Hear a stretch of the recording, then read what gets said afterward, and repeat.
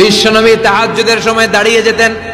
ছোট্ট একটা ঘরে চাটাইয়ের উপরে বিশ্বনবী মা এসে শুতেন, গাদাগাদি করে জায়গা নাই। মাঝরাতে বিশ্বনবী তাহাজ্জুদের জন্য দাঁড়াতেন, আল্লাহু আকবার বলে দাঁড়িয়ে যেতেন, নামাজ শুরু করে দিতেন। বিশাল বড় সূরা পড়তেন, কিরাত পড়তেন, রুকু করতেন, কিন্তু সিজদার জায়গায় সিজদা দেওয়ার জায়গা নাই। সিজদার জায়গায় মা এসা পা পিছিয়ে শুয়ে আছে।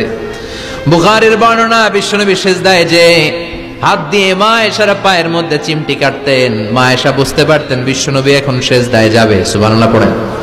মা এসা বুঝতে পেরে পা দুইটা সরিয়ে নিতেন, বিশ্বনবী সিজদা দিতেন। সিজদা দিয়ে বিশ্বনবী যখন আবার দাঁড়িয়ে যেতেন, মা আয়েশা পা বিছিয়ে আবার শুয়ে পড়তেন। কি ইবাদত ছিল বিশ্বনবীর! হাত্তা তাতাওয়াররামু খাদামা। মা আয়েশা বলতেন বিশ্বনবী দাঁড়িয়ে থাকতে থাকতে এত সময় ধরে তাহাজ্জুদের সালাত পড়তেন, ওনার পা গুলো ফুলে এরকম টিউমারের মতো মোটা হয়ে যেত। সুবহানাল্লাহ পড়বেন না? দাঁড়িয়ে থাকতে থাকতে বিশ্বনবীর পা গুলো টিউমারের মতো মোটা হয়ে যেত। প্রথম রাকাতে বাকারা, আলে ইমরান পড়ে ফেলতেন। সুবহানাল্লাহ পড়েন। বিশ্বনবীর পা যেন ফেটে যাবে, এভাবে হাত বেঁধে দাঁড়িয়ে থাকতে থাকতে বিশ্বনবীর হাতগুলো বাঁকা হয়ে যেত, ব্যথা হয়ে যেত। বিশ্বনবী তখন হাত দুইটা ছেড়ে দিতেন। আবার যখন এনার্জি ফিরে পেতেন, যখন বিশ্বনবীর ভালো লাগতো, আবার হাত বাঁধতেন। পড়েন সুবহানাল্লাহ। তার মানে হাত ছেড়ে দিও নামাজ পড়া যায়। হাত ছেড়ে দিও। মালিকি মাযহাবের কিছু স্কলাররা ওনারা মত নিয়েছে, ওনাদের অনুসারীরা এরসাল করে। আমাদের দেশে কেউ বাদে এইভাবে, কেউ এইভাবে, কেউ এইভাবে। মালিকিরা বাদেই না, কেউ বাদবই না, কি করবি কর।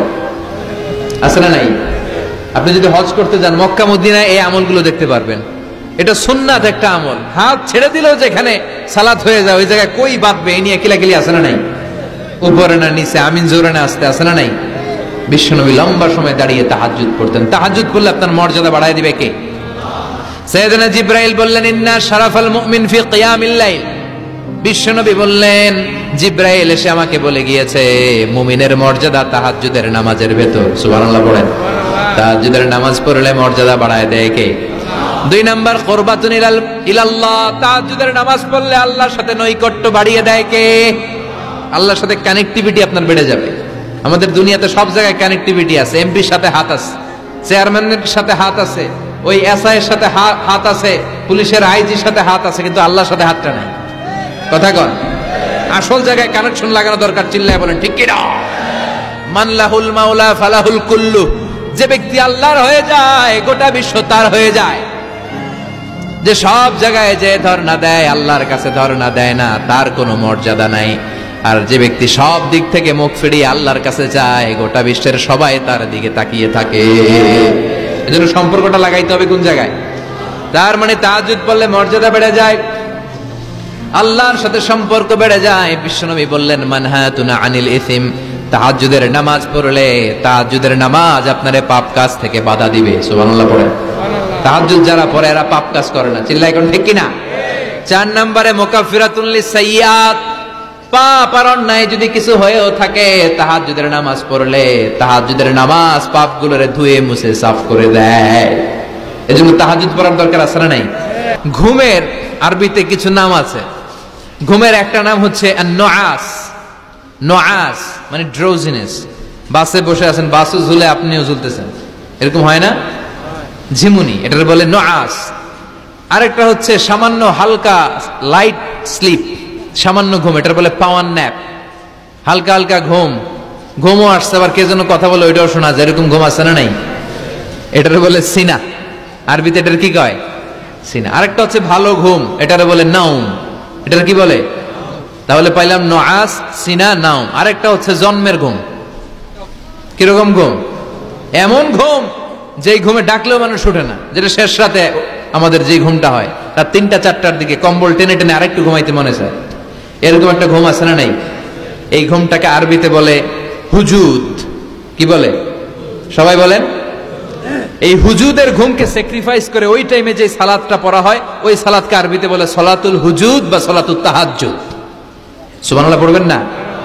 এজন্য রাব্বুল আলামিন বলেন, ওয়া মিনাল লাইলি ফাতাহাজ্জাদ বিহি নাফিলাতান লাকা আসা আন ইয়াবআসাকা রাব্বুকা মাকামাম মাহমুদা।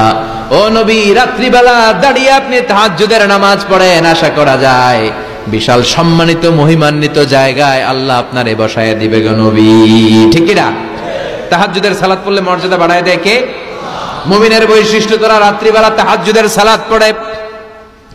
ইমানদারদের বৈশিষ্ট্য, তারা হলো ফুরসান আন-নাহার রুহবান আল-লাইল।